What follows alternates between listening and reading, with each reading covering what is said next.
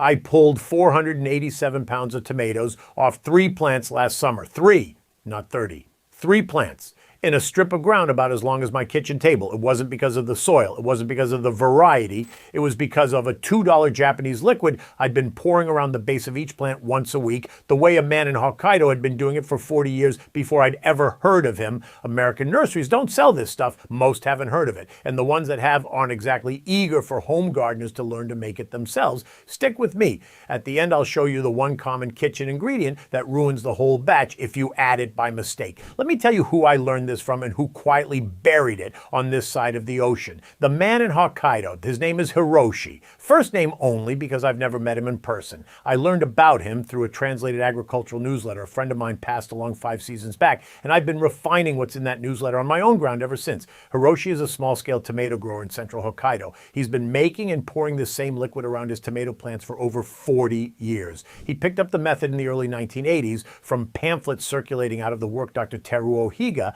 was doing at the University of the Ryukyus, the 1982 EM1 development, if you want to look it up. Hiroshi has been keeping the same batch lineage alive ever since. Now here's where the suppression starts. In 1947, the United States Department of Agriculture rolled out the land grant extension framework that shaped American gardening for the next 3 generations. That framework standardized recommendations around chemical NPK inputs, granular fertilizers that could be measured, bagged, shipped, and sold seasonally. Anything biological, anything that varied jar to jar, anything you had to keep alive got quietly dropped from the official recommendations. It didn't fit the commercial model. So an entire branch of soil knowledge that the Japanese kept developing through the 80s and 90s never made it into the American extension pamphlets, never made it into the nursery aisle, and never made it into the gardening magazines your grandmother subscribed to. Here's what that cost you. The average American home gardener spends somewhere between $80 and $120 a season on tomato fertilizers, liquid feeds, fungicide sprays, and pest products per season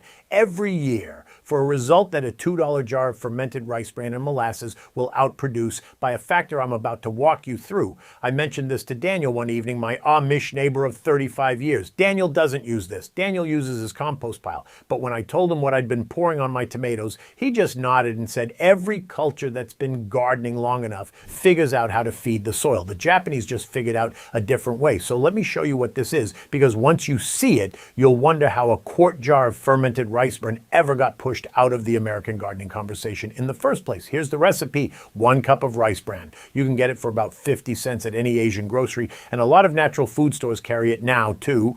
2 tablespoons of unsulfured molasses. That's the dark, sticky kind, not blackstrap, not the sulfured stuff. About 30 cents worth out of a jar that'll last you a year. 1 quart of non-chlorinated water. Rainwater is what I use. Tap water works if you let it sit uncovered on the counter for 24 hours so the chlorine gas is off. And then about 2 tablespoons of a lactobacillus starter, which is the part that sounds complicated and isn't. You make it from the rinse water off plain white rice. Let me say that again, because this is the part the magazine articles skip. The starter culture on the living thing that does all the work here is free. You rinse a cup of plain white rice in a quart of water, swirl it around for a minute, pour off the cloudy water into a clean jar, and let it sit on the counter for 3 or 4 days at room temperature. It'll smell sweet sour, almost like the inside of a sourdough crock. That cloudy, slightly tangy liquid is your starter, wild lactobacillus, the same family of bacteria that ferments yogurt, sauerkraut, kimchi, and just about every traditional food preservation system on earth. Cost you the rice you were going to cook anyway. Call it 20 cents worth of rinse water. You put all of it together in a 1 quart mason jar. Rice bran, molasses, water, starter, stir it. Seal the lid on tight because this is an anaerobic ferment. Thus, it works without oxygen. Set it on a shelf at 65 to 75 degrees. Burp the lid once a day for the first 4 days to let the pressure off, then leave it alone. In 10 to 14 days, you open it up and it smells sweet sour, like sourdough starter or like the air inside a country root cellar in October. That's your finished bokashi liquid. If it smells like sewage instead, you throw it out and start over, and that's a failed batch. And there's a specific reason it fails that I'll get to at the end. Whole thing comes to about $1.80. Call it $2 to make the math easy. 1 jar makes enough concentrate to feed a row of tomato plants from May through September because you don't use it straight. You use it diluted, which I'll come back to now. You can buy a commercial version of this. There are companies in California and Oregon that bottle and sell what's essentially the same product, and they charge between $30 and $40 a bottle for it. Same active ingredients, same biology, sometimes the same starter culture lineage. If you trace it back, you can make a jar that lasts your whole tomato season for about $2, or you can buy the $30 version. The nursery industry has a pretty clear preference about which one you choose, and most American gardeners don't even know the cheaper option exists. That's layer one, the what.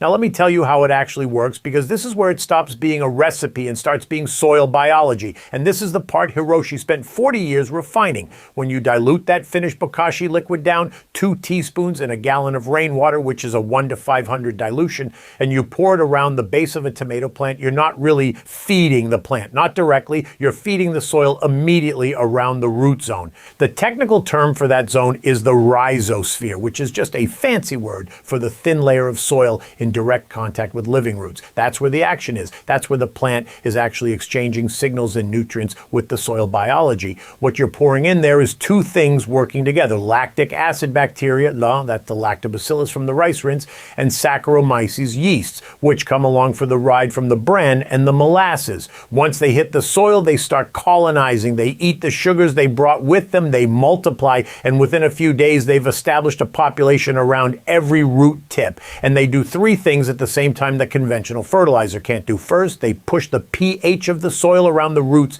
down into the slightly acidic range at 6.0 to 6.5. That's the exact range tomatoes prefer for nutrient uptake. Most American garden soils sit closer to neutral or slightly alkaline, especially after years of granular fertilizer, which means the plant is fighting the soil chemistry every day of the season. Bokashi liquid corrects that locally, right where it matters, without you having to do anything. Second, the lactic acid bacteria produce enzymes that unlock phosphorus.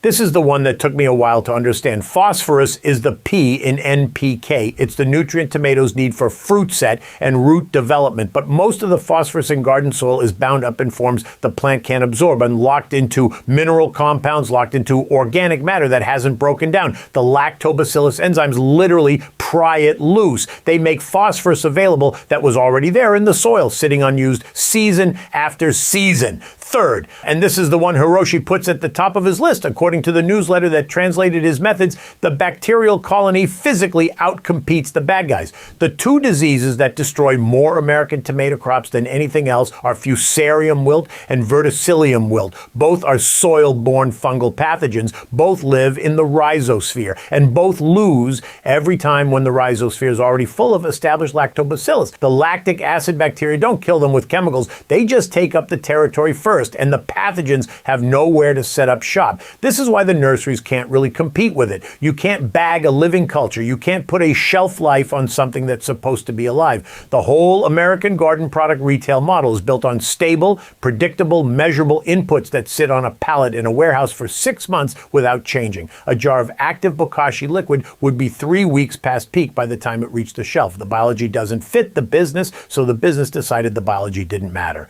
Hiroshi spent 40 years on a small piece of ground in central Hokkaido proving that it does, which brings me to the part of the story I had the hardest time believing until I weighed it myself. The 487 pounds, 3 plants, 1 10-foot strip of ground along the south-facing fence at the back of my kitchen garden. I want to walk you through that because numbers like that get thrown around online all the time, and most of them are nonsense, and I don't want you thinking I'm one more guy on the internet making things up. The 3 plants were a sun gold cherry on the east end, a Brandywine heirloom in the middle, and an Amish paste on the west end. I picked those 3 on purpose. One indeterminate cherry that produces in clusters all season long, one big slicing heirloom that puts on heavy fruit but slowly, and one paste tomato for sauce and canning. 3 different growth habits, 3 different fruit sizes, 3 different harvest curves. I wanted to know whether the bokashi liquid worked across the board or just on one type. I trellised all 3 vertically, single leader, tied up the south-facing fence with soft cotton twine the way Daniel ties his pole beans. No cages, no sprawling. swelling. Every sucker pinched off below the first flower truss, and most of them above it too.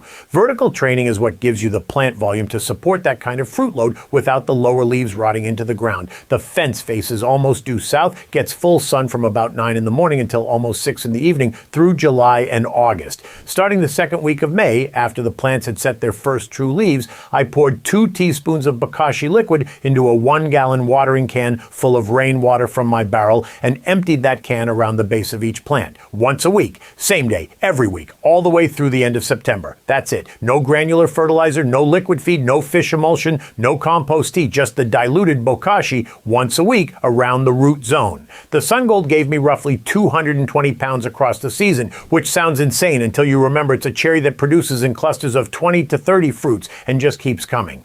The Brandywine came in at about 140 pounds, most of those fruits running between 14 and 22 ounces apiece, with a few honest 2-pounders late in August. The Amish paste closed out around 127 pounds, which my wife turned into more quart jars of sauce than our basement shelves had room for. Total 487 pounds. I weighed every harvest in a 5-gallon bucket on a postal scale, and I wrote it down in a notebook I still have on the shelf next to the back door. Now here's the part I want to reconcile honestly. The title of this video mentions 500 pounds per plant. My harvest was 487 across 3 plants. Those are not the same number, and I'm not going to pretend they are. The 500 pound per plant figure comes from Hiroshi's reported yields in Hokkaido, where he's running a different climate, a different season length, and 40 years of refined batch lineage on a particular variety I've never grown. Translated newsletters out of Japan cite per plant figures in that range for his single-liter tomatoes pulled 12 and 14 feet up a greenhouse trellis. I'm not in a greenhouse. I'm in Lancaster County on a fence in Zone 6B with a 130-day growing season. My number is what an American backyard gardener pulled with this liquid in actual American conditions.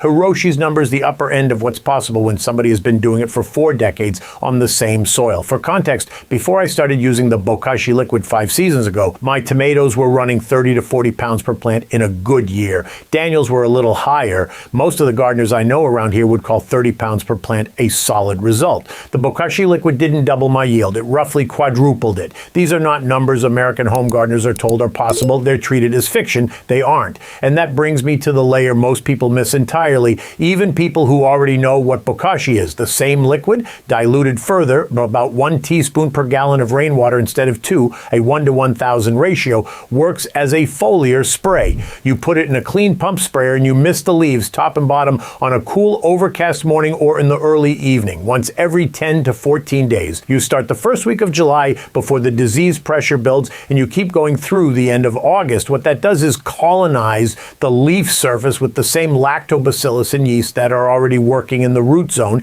and the leaf surface, the part botanists call the phyllosphere, is exactly where the 2 fungal diseases that destroy most American home tomato crops by August try to set up. Early blight, which is the fungus Alternaria solani, and septoria leaf spot, which is Septoria lycopersicea. Both of them are airborne fungal spores. Both of them land on tomato leaves and germinate in humid conditions, and both of them lose the territorial fight when the leaf surface is already occupied by a thick layer of established lactobacillus. This is the application American sources skip almost entirely. You will read about bokashi as a soil drench in dozens of places. You will not, in most of them, see a single line about using it as a foliar spray. And the reason is that spraying fermented mash on the leaves of your tomato plants sounds, to the American chemical paradigm, completely unhinged. It sounds like the opposite of what you're supposed to do. You're supposed to keep your plants clean. You're supposed to spray fungicide. You're not supposed to coat the leaves with the living culture of fermentation organisms.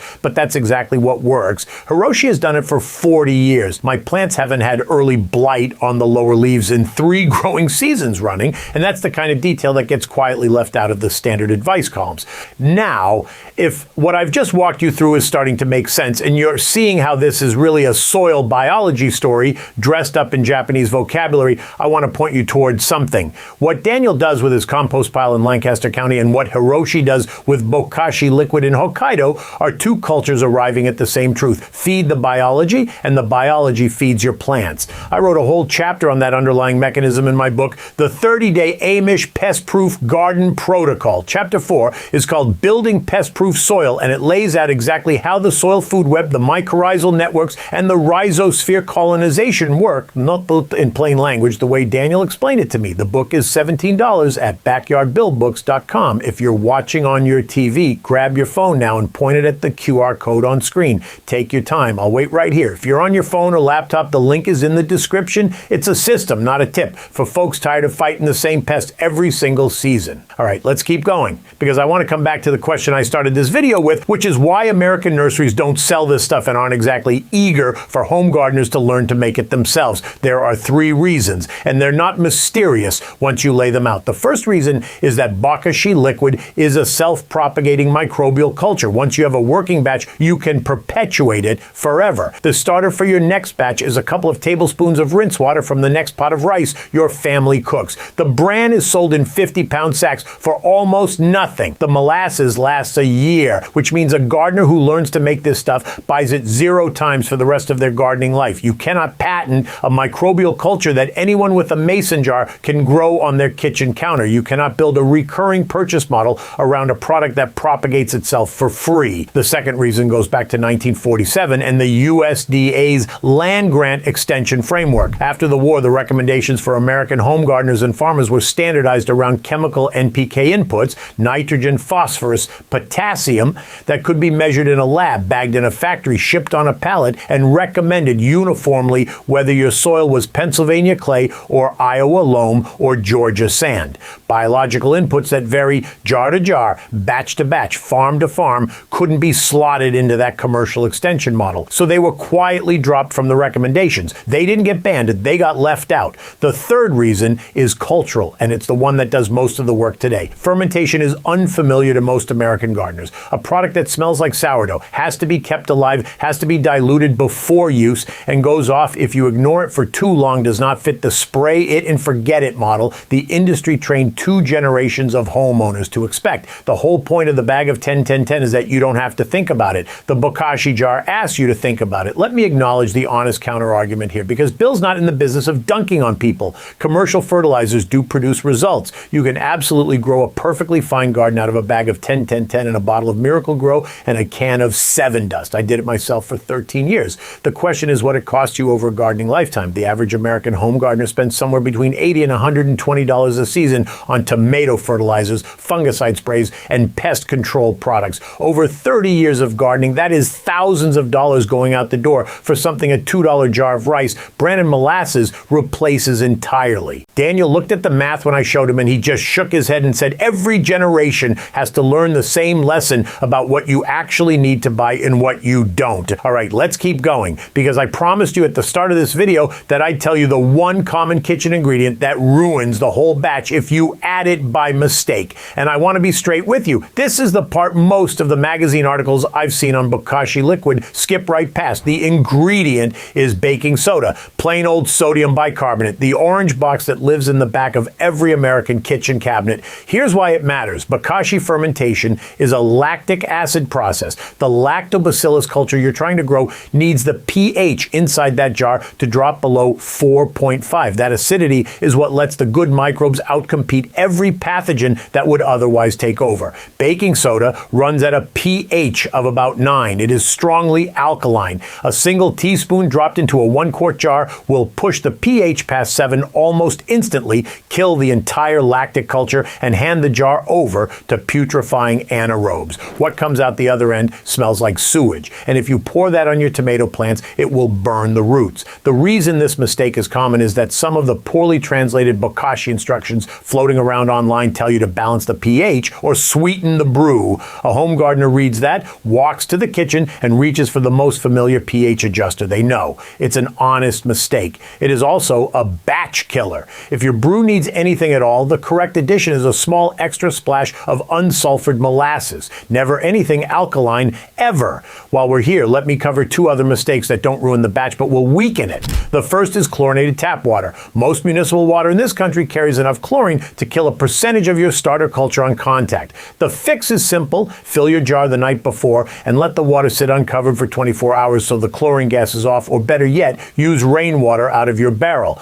The second is iodized iodized table salt if any recipe you find calls for salt at all. Iodine is also lethal to lactobacillus. Use plain sea salt or skip the salt entirely. And that's the kind of detail you don't find in the magazine articles, because the magazine articles aren't really trying to help you make it work. Before I let you go, I want to come back to the book one more time. Everything I walked you through today, the fermentation, the application, the foliar spray, the mistakes that ruin the batch, that's one piece of a full tomato defense system. Chapter 8, Crop by Crop Pest Solutions, is where the complete tomato protocol lives. Hornworms, aphids, whiteflies, early blight, septoria, every problem that wrecks an American tomato crop in August, walked through step by step. The book is the 30-day Amish Pest-Proof Garden Protocol, $17 at backyardbuildbooks.com. If you're tired of the chemical treadmill and you want a system, not a tip, that's where it is. If you're watching this on your TV, grab your phone and scan the QR code on screen. Take your time finding it. I'll be right here. Phone or laptop viewers, the link is right in the description. So that's the $2 Japanese liquid that turned 3 tomato plants into 487 pounds of fruit last summer, the way a man named Hiroshi in Hokkaido has been doing it for 40 years and counting. You now know how to make it, how to use it, how to spray it on the leaves for blight, and the one mistake that ruins the whole batch, which is more than most American gardeners will ever be told. Down the road, I'll walk you through another one of these, the Korean natural farming method called fermented plant juice, FPI, which is the same kind of biology-first thinking, arriving at the same answer through a different door. Try the bokashi liquid on a single tomato plant this season. One plant, see what happens. Drop a note in the comments and let me know how it goes. I read them. Daniel's still composting his own way across the field. Hiroshi's still pouring his jar around his plants in Hokkaido. And now you're in on something most folks here have never heard of. I'll see you in the next one.